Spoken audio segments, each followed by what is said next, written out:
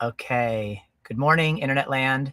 We are live almost everywhere. We're just waiting on our straggler Instagram, and we will be live shortly. It's been a few weeks, so we're both so glad to be back with all of you. We've been wanting to talk about this topic for a month, but Yeah. life sometimes gets in the way, and so here we are. Oh, there's that echo thing happening. Do you? Really? Do you? I don't have an echo. Is it You like don't? you're hearing it? I do hear it. It's it was something last time this happened, and we figured it out. If Was it your anyone's watching fan? who was watching last time, do you remember what we said? Brian, was it your fan? No, the fan I just turned off, but it was something with like an audio. Oh gosh.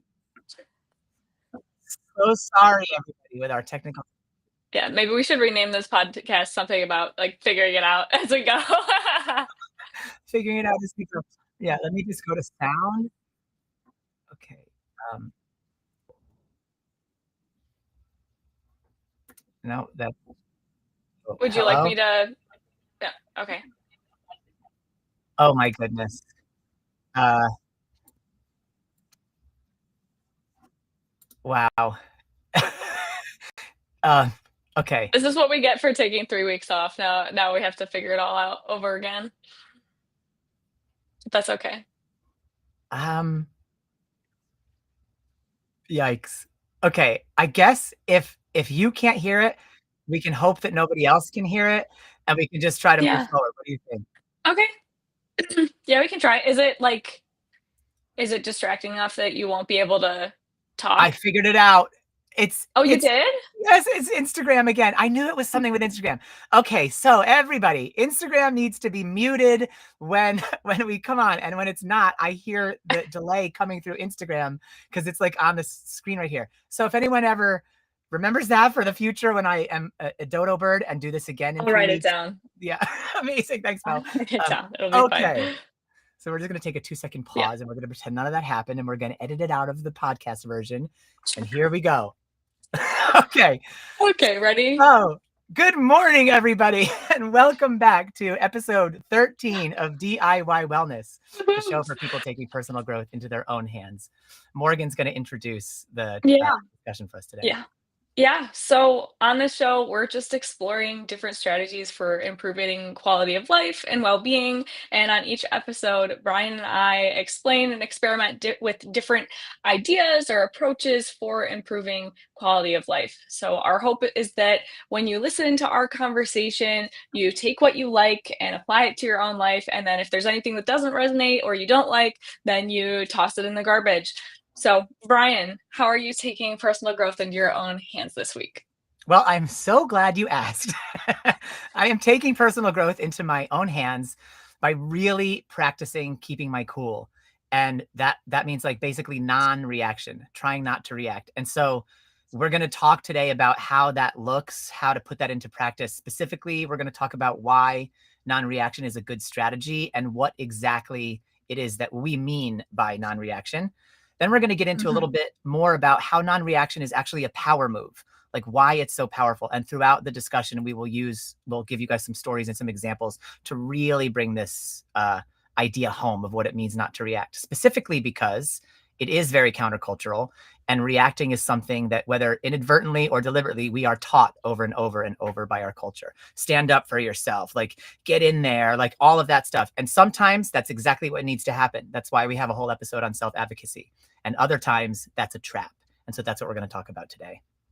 Yeah. So basically we want to talk about how reacting less or waiting to react can benefit you in all kinds of different areas of life, and that it can be just an overall good strategy for your interactions. So what is non-reaction? I pulled up this definition from chemistry actually because I think it's a great metaphor, I suppose. So in chemistry, something that is non-reactive means that a substance is not participating in a chemical reaction. And so you'll see in your life a lot of times that there will be conflict happening. There will be moments of interaction between people or between ourselves and our lives. And sometimes, if we participate less, then the reaction or the conflict may not escalate as much. So, imagine being in an argument with someone in your life, and when you try to react, explain yourself, sometimes place blame, sometimes tell somebody what you think they should know, right? It's going to escalate, it's going to react. And sometimes we have this option to participate less, react less, and then the, I guess, fiery reaction that we get back is going to be less intense. So the reason that non-reaction can be so helpful is because when we have an emotion, when we have a reaction, right, that typically only lasts, like, physiologically in our bodies about 90 seconds. So if Yeah. somebody says something and it makes you angry, that anger, technically, that anger reaction biologically, physiologically, only lasts 90 seconds if we don't add a cognitive story to it, because we can reactivate anger over and over and over again for the rest of eternity by thinking about it. Yep. But that initial reaction, that initial feeling, if we just sit with it and let it exist in our bodies and let it pass through, breathe through it, it will not last longer than 90 seconds. And the reason this is such an interesting fact is because if we react during that initial 90 seconds, the way that we respond is probably going to be qualitatively different than if we wait for that emotion reaction to pass. And so we Yeah. want to take some space. Exactly. It's like that Viktor Frankl thing where he talks about, like, between the stimulus, which is somebody or whatever that's going to cause the reaction, and between the stimulus and your reaction, there is a space. And the idea Yes. here of practicing non-reaction, making it a practice, like honing in on it, describing it, defining it this way, and trying to give it some features, is so that we can expand that space between the stimulus and the reaction. And what that space amounts to is a person's ability to respond. So rather than Hmm. reacting, because reacting comes, the shades of meaning here, the difference between reaction and responsiveness is that reaction is knee jerk. Reaction happens, Yeah.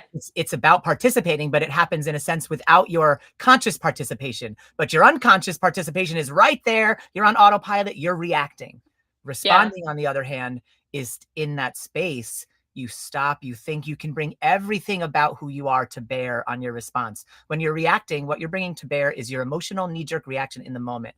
When you're responding, what you're bringing to Mhm. bear is your preferences, your values, the larger context of how a response might impact the people around you and yourself long term.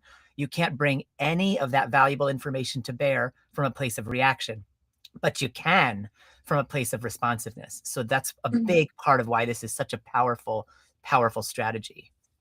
Yeah. So I guess what Brian and I are kind of encouraging here is just taking some space between between that stimulus and the reaction, because when you do, you're going to be able to better consciously choose how you want to how you want to respond, and it can be intentional, and it can be, based on the kind of person that you want to be, rather than just like Yeah. knee jerk. Because we've all had the experience of responding, which is not actually what we did. We were reacting and then regretting Mhm. it later. Like, we've all had Yeah. that where I'm like, oh, I shouldn't have said it quite that way, or I wish I didn't say those words. Those aren't really what I mean. They're meaner than what I mean, right? That Yeah. kind of thing. That's the evidence to us that that place of reactiveness is not a place where we have all of our faculties. It's only a Hmm. part of us. It's a piece. And so we're allowing ourselves to show up in interactions basically incapacitated if we're showing up reactive instead of Yeah. responsive. Yeah. So, Brian, let me run this by you. I want to know what you think of it. I feel like the opposite, maybe not the opposite, but part of the opposite of reacting, like guttural reacting, is observing. So I Hmm. feel like what occurs in the space when we do pause and when we do practice non-reaction is an observation of not only the circumstance, what's happening, but also an observation of what am I feeling, what's happening inside of me. And Yeah. that observation is not reacting, but taking stock and then giving yourself the opportunity to respond intentionally. Yeah, exactly. Observation is a huge part of this opposite thing you're describing because it's the gathering of that information through Yeah. observation. You also gather some of that information that I was talking about through self-exploration. So the observation is key, both observing the situation that might be causing the reaction and observing the reaction itself that you're having, because now you're able to observe it inside rather than splay it all over everybody. And so you observe it. It's like, we're not saying stuff the feelings. No way. That would be very debilitating. But if you're having these feelings and your Yeah. normal thing to do is to react externally with all the feelings, and then you regret that later, what we're saying is instead take stock, don't stuff it. Feel the reaction fully, but feel it for yourself. Observe it for yourself so it can increase your own self-awareness about like, oh, it's so when this type of person does this, this happens, or in these situations, this happens. Sometimes what we will learn is that, okay, I can't be around that person anymore. And sometimes what we will learn is, oh, I can heal this wound and that person isn't actually the problem. But you can't determine the difference between those kinds of things from a place of reactiveness. Right. Right. So I know, Brian, you had come up with a couple examples of like how non-reaction can kind of change the outcome of a situation. Yeah. What's your favorite one? Which one do you want to share? Well, I'll share this, that a friend of mine in this right now, we're dealing with a time when opinions are at a fever pitch, especially in the political arena, right? And I have a friend who Mhm. she's a Bangladeshi woman, and she's outspoken on social media about lots of stuff. And she was being attacked in the comments for her views. And it doesn't actually even matter what the views are. So that's not the point of this, right? The point is simply that her Mhm. way of handling the attacks that were coming on her comments was completely to not react. She ignored them all. And what you see happen to her comments thread is a really good microcosmic example of kind of what happens in the space when you choose not to participate and not to react to things that the expectation is reaction, right? So in this Mhm. case, the expectation from people making those attacking comments would be to trigger her, to goad her, to get a response, to whatever, right? To go down the downward spiral of whatever that is that people want to go down.